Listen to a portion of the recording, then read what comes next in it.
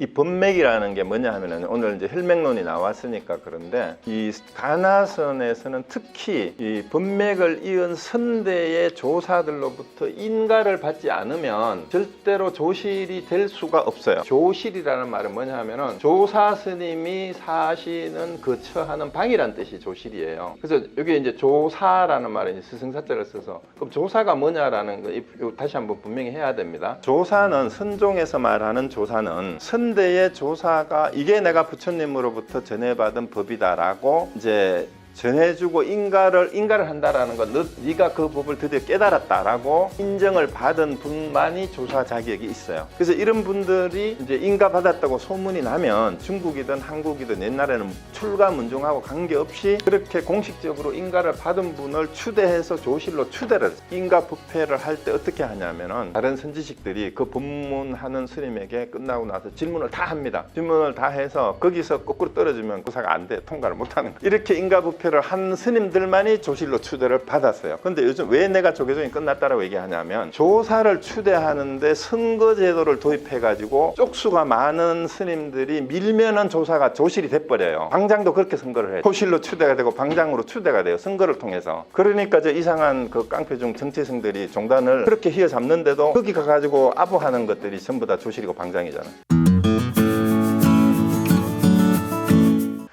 보는 것이 성품이고 그렇게 이루어진 것이 부처다 이렇게 봐야 돼요. 그게 견성성불이에요.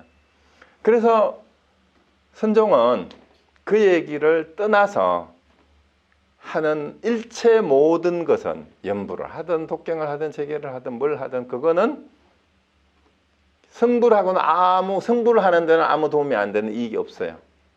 견성성불을 하는 데는. 그래서 정말로 여러분들이 불자로서 공부를 하고 발심을 했다면 견성성불 이거 외에는 나머지는 다 부수적인 군더더기일 뿐이구나. 이게 분명해야만 발심이 바로 돼요. 그럼 중생구제는? 중생이 따로 없어요. 그러니까 중생 구제할 생각하지 말고 여러분이 중생을 구제하려면 구제할 능력이 있어야 돼야 될 거 아니에요. 중생 어떻게 구제해요? 중생을 진짜 구제할 수 있으려면 여러분이 먼저 깨닫고 부처가 돼야 중생을 구제를 하죠. 자기 자신도 구제하지 못하면서 중생 구제를 어떻게 해? 물론 대승불교 이상을 이걸 왜곡하면 안 돼요.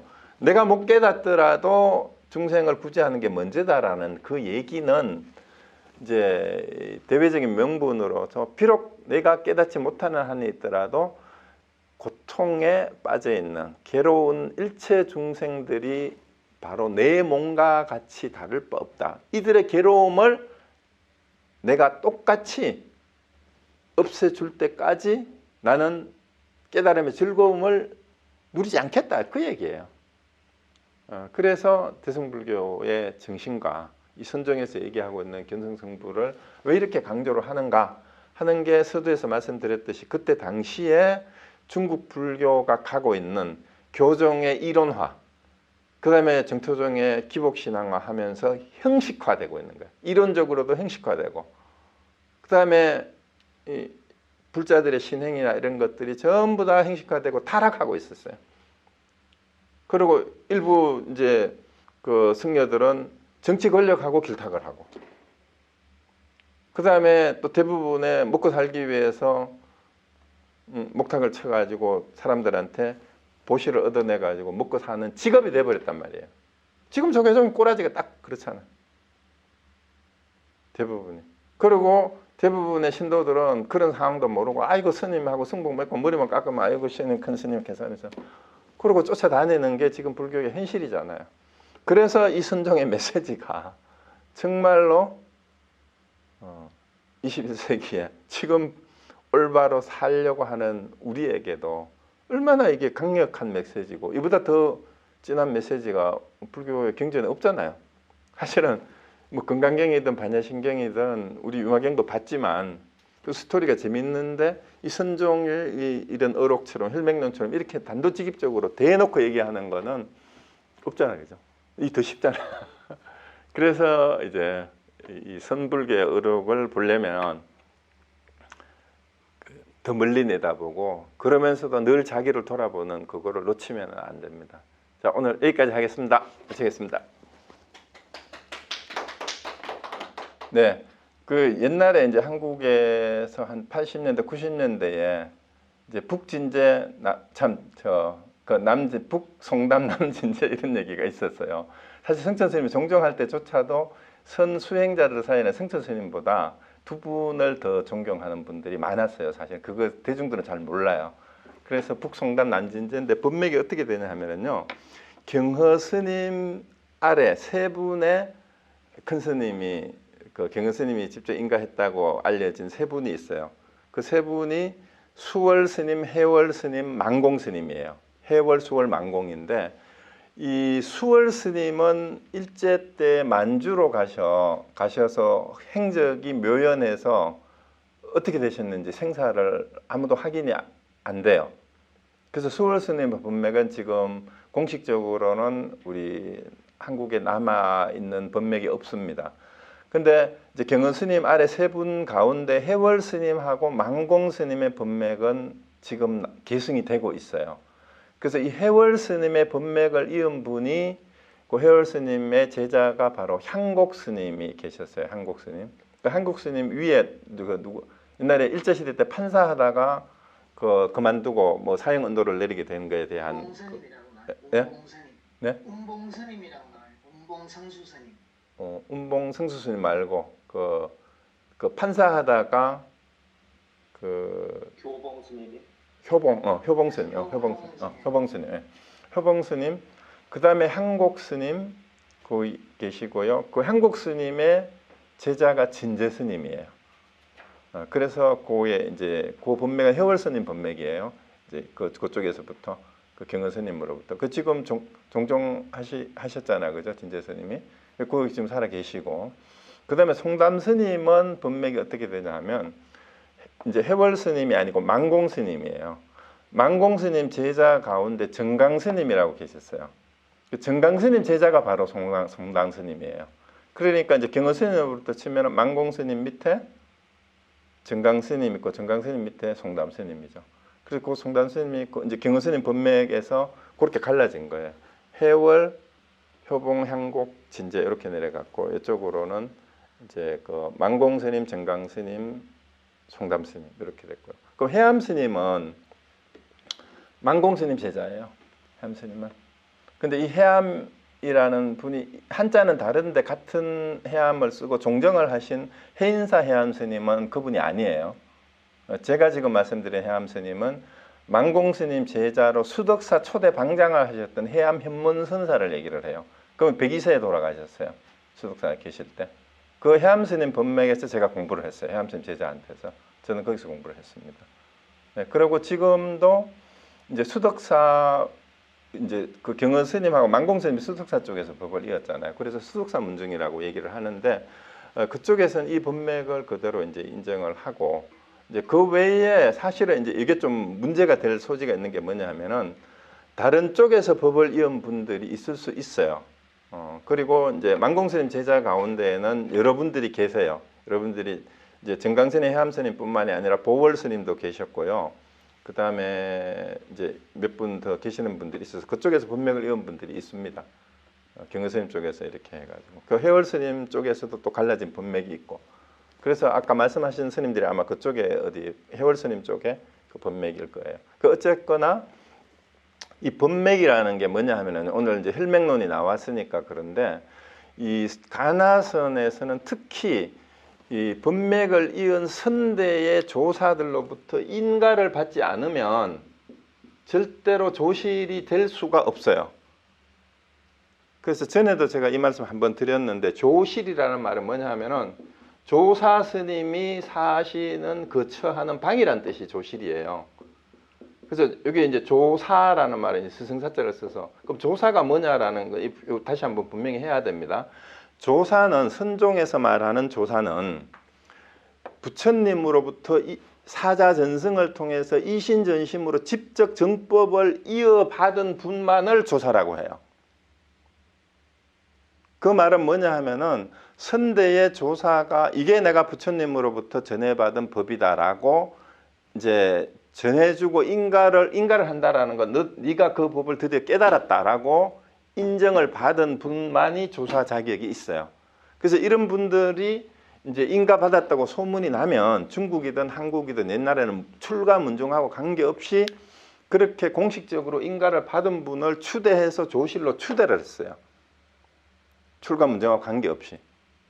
그리고 인가를 할 때는 인가 부패를 했어요. 부득이한 경우에 1대1로 전해줄 수밖에 없는 상황이 아니면은 이제 그때 당시에 그 이제 인가 다른 라인을 통해서 인가 받은 다른 큰 스님들이 계실 거 아니에요. 그 다음에 이제 여러 선지식들을 다 초청을 해서 인가 부패를 할 때 어떻게 하냐면은 새로 인가를 받은 제자를 법상에 올려요. 그리고 스승이 이제 옛날 같으면은 스승이 법문을 하면 보통 제자들이 상수 제자가 사회를 보잖아. 집전을 하는데 거꾸로 합니다. 그래서 그때는 스승이 제자를 법상에 올리고 삼배를 하고 그 인가받은 사람이 법문을 하게 해요. 그거에 왜 그렇게 하냐면 그렇게 하면 초청받은 다른 선지식들이 그 법문하는 스님에게 끝나고 나서 질문을 다 합니다. 질문을 다 해서 거기서 거꾸로 떨어지면 이제 조사가 안 돼. 통과를 못 하는 거예요. 이렇게 인가부패를 한 스님들만이 조실로 추대를 받았어요. 근데 요즘 왜 내가 조계종이 끝났다라고 얘기하냐면 뭐 강목 들고 싸우고 이런 거는 부수적인 문제고 조사를 추대하는데 선거제도를 도입해가지고 쪽수가 많은 스님들이 밀면은 조사가 조실이 돼버려요. 방장도 그렇게 선거를 해 지금. 인가를 받지도 못한 인간이 조실로 추대가 되고 방장으로 추대가 돼요. 선거를 통해서. 그게 민주화라는 게 완전히 다 망쳐놓은 거예요. 그래서 조계종은 끝났어요. 지금 그래서 방장하고 조실하는 사람들 중에 인가 못 받은 선거해가지고 조실 방장된 스님들이 너무 많아요. 그러니까 뭘 하겠어요, 그 사람들이. 그러니까 저 이상한 그 깡패중 정치생들이 종단을 그렇게 휘어잡는데도 거기 가가지고 아부하는 것들이 전부 다 조실이고 방장이잖아. 총무원장한테, 전 총무원장한테.